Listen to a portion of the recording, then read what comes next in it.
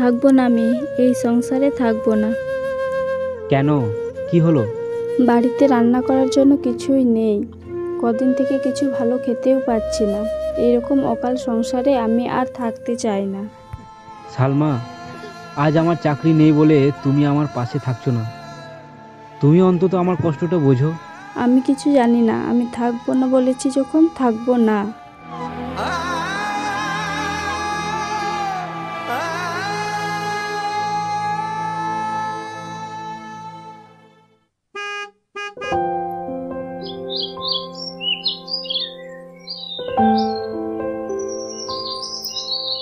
কেউ আছেন বাড়িতে?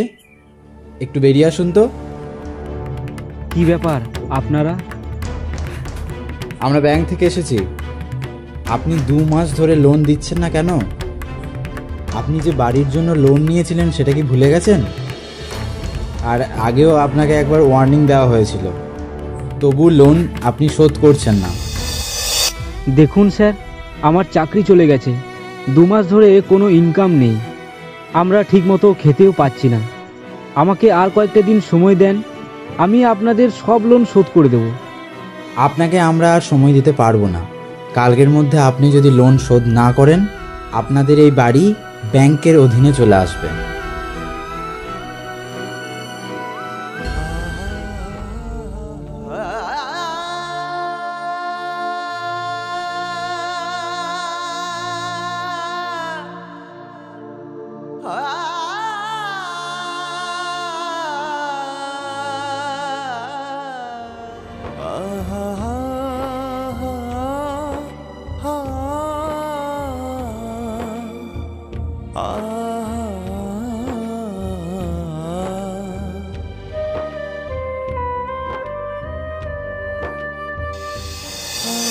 আজকে না গেলে হতো না? আমি একজন মাস্টার, আমার স্কুলে অনেক দায়িত্ব আছে, আমাকে যেতেই হবে। এখন তো দেখছি এই চাকরিটাই আমার শত্রু। এই চাকরিটার জন্য তোমার সাথে ভালোভাবে সময় কাটাতেও পারি না। আর এই চাকরি না থাকলে তুমি কি আমার সাথে থাকতে?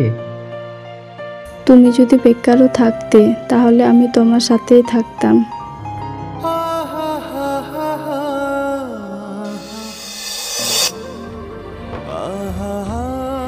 দেখলেন তো, একটা চাকরিজীবী মানুষের হঠাৎ করে চাকরি চলে গেলে তার জীবন থেকে কত কিছু হারিয়ে যায়।